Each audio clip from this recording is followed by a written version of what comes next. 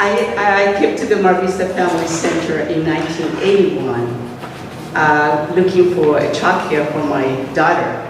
Vista Family Center was founded in 1977. You will get to hear more from the video that have the kids, the youth who tell the story. I can just say part of my story. I used to live on Centinela, close to between Culver and Washington Boulevard, and I used to walk from there to the Enos Lawson with my daughter. And during those years, in the 80s, there was really, really dangerous. There was with gang issues. I was in my 20s, I didn't know what it was that gangs mean, so I didn't know how dangerous was the street. The only thing I knew that I needed a place for my children. And I needed a place where I can take them so they can learn. So Vista was founded by a group of ladies who were people who live in the Pacific Palisades, Santa Monica, who had this vision to create a program where parents and educators can work together. They used to run a licensed state program on Venice. It was not working for them because they didn't have that communication or interaction with the parents. They were there from Monday to Friday, 6 a.m. to 6 p.m., and they would not see the parents, not into just to drop the kids, pick up the kids. I did that. That's not working for them. So they moved to this area, and they approached that time the council member, Pat Russell. So Pat Russell say they were in the bungalow at the Playa del Rey Elementary School for 2 years. And then when they approached Pat Russell, say, I have an area in my district that it might work. So they built the Vista Family Center there, and they built the Calvus Lawson Park. So that we are right behind the bike path where is the Bayona Creek. Unfortunately, there was challenges. 3 weeks after they had opened the center, the gang set fire to the building. And how this is going to work is to train members from the community to take over the leadership. That's why they developed a curriculum they call the shared responsibility training. It empowers individuals as we learn to take personal responsibility for our lives, family, and community. That we were parents over there, and I was one of them who became the first preschool director. When I took over the program, we were just 24 families, had a very small budget of $80,000. Personally, as a parent going over there, my husband, he was very scared. At that time, he was working at UCLA, and he felt like I should not be there with my kids. But then at the same time, I felt like I cannot close my eyes to things that is happening in the community, even like I wasn't living on that street, but I feel like there was a program that I believe that it was working and I can make a difference. So that was in 1981 when I got over there. I got involved volunteering, teaching dance classes, working with the director from the preschool, organizing events, outreaching the gang members, trying to remove the graffiti, cleaning the streets. So we start little by little engaging some of the people. Later, we had the opportunity to touch probably some of the gang members that we had the opportunity to expand to one of where's the preschool and hire some of the gang members and use the same curriculum that we were using with our parents and our children, using it with the gang members.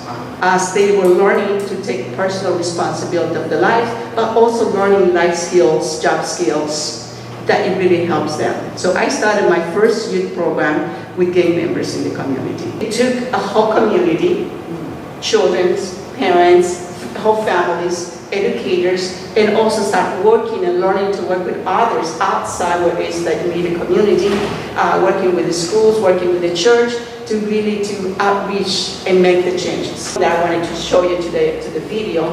First of all, the video was done by one of our former preschoolers. I directed and worked with another former preschooler. So they're young adults, but they have the passion.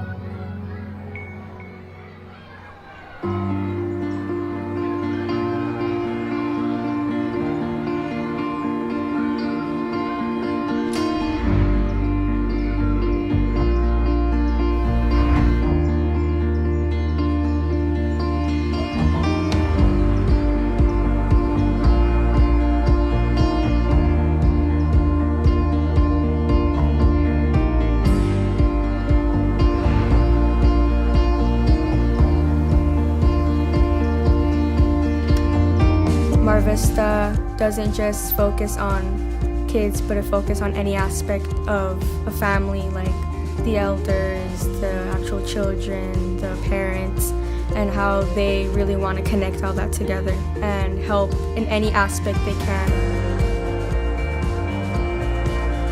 If it wasn't for Wi-Fi and Mar Vista and the preschool and all the programs here, I wouldn't have met the people that worked with me for the past 14 years, helping me with whatever I need, always being kind and bringing me into this family.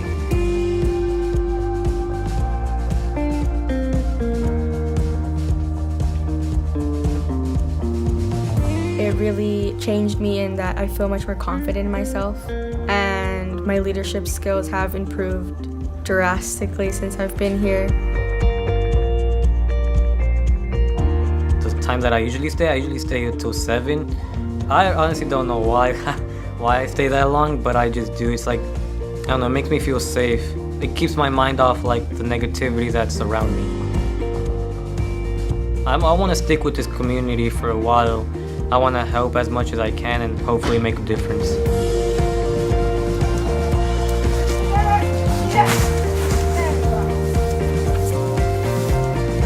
It's a center like us that really needs to step up and be the people who do it.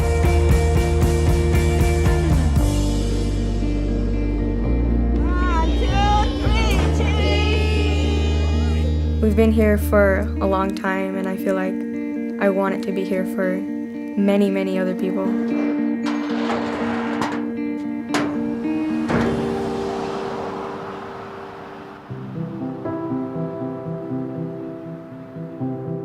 I moved up to the community in 1981.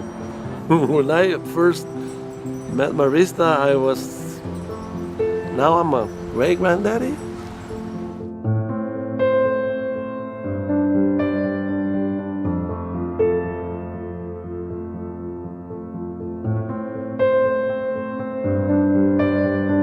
We were part of this community, and we were taking the community back from not from gangbanging or not from drugs, none of that, but taking it for us, to us to feel proud of where we lived. And I used to live there.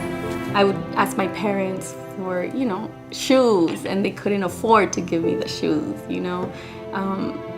Sometimes there wasn't food in the table, Those were hard challenges. So I think at one point I started seeing Mar Vista as my second home. I know I wouldn't have gone to college if I wouldn't have been involved in these programs. And now I think I'm a professional. I try to be more confident about myself, and I think it's because, Mar Vista Family Center and my parents kind of coming together and making sure that I'm going to be okay and that I'm going to keep going the right path. We're learning to work better, to do things different, but we still have problems in the community. And if we don't have that place, where are we going to get the guidance, the help that we need around here?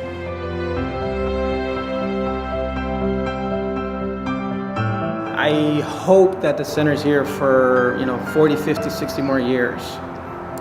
We're in a place now that it's tough to get funding, and it's unfortunate, but without the center here, there will be more victims. Whether that's victims of violence, whether that's victims of not going to school, victims of whatever you want to have, that's what's going to happen. Because this is a place that is safe, that provides you with an opportunity to learn new things. And, you can't ask for something better than that.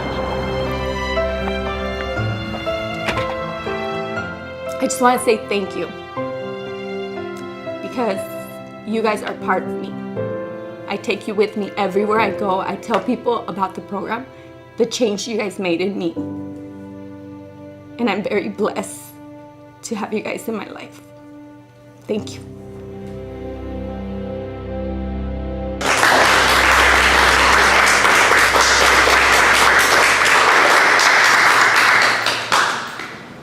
Like I say, you get to hear the story through the youth.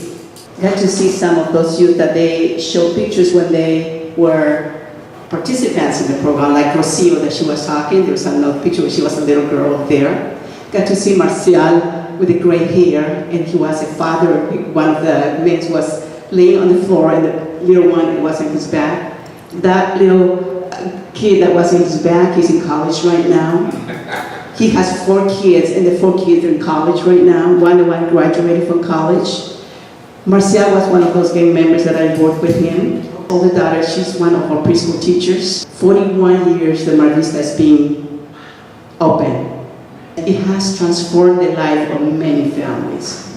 Personally, it transformed my life. And my 3 children attended the Mar Vista Family Center preschool.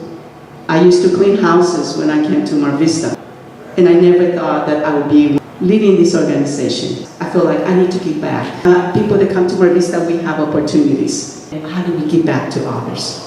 And I think that's something that people understand over there. Their commitments, when they come as little kids. Before, I would say that the kids would not graduate from high school. Most of the time, people ended up joining gangs. Now, I can tell you 85 to 95, sometimes to 100% of kids graduate from high school, go to college, graduate from college, and come back to serve their community. Happening for all these years. Parents, only thing they will have, feel like, okay, you graduate from high school, that's fine, you can go work someplace else. No, now they understand the importance of education, not just for the children, but also for themselves. My 3 kids graduated from college, they got their master's programs, and the life changed. Why? Because the support that I got over there. Story, there's many, many stories there. It happened because there was someone there who really have a vision and who care and engage other people to come over and do the work that they did. As part I was looking at strategic planning, say like, oh, we would like to have a bike path where the kids can be safe. We would like to have a community garden, which is Mar Vista is 100% private funded. Years or more that we don't receive any government funding. We constantly have to do fundraising. Foundations, corporations, individual donors, events, or anything that we can do. Even like the kids and the families, they like to sell or do whatever they can do to support the program. Because we do believe that we can make a difference in our lives. And we know that we cannot sit down and just wait. That we need to take responsibility. And that we need to engage family, we need to engage the community. That was the original idea and vision of the founder, main visionary founder, Betty Factor. Work in collaboration with families, community, educators, that we can find the best solutions. But we don't have all the answers. Not because we're educators, we have the solution. We need to work together, so together we can find the best solutions. And I always like to invite people to come over to visit Mar Vista. So anytime that you would like to come and stop by, or you riding your bike, just stop by. The community garden is over there. And we're very happy that we got to meet Jeanette. That's when she came over there, and hear her vision, and I said, yes, but yes, I have my concerns. My concerns are this, and my concerns, I'm sure, are going to be the concerns of the community. And that was true. The comments like, as long as we have what's going to happen? How is that going to happen? They have the same questions. But I think the community get engaged when they feel like there's something positive going to happen. They really do work.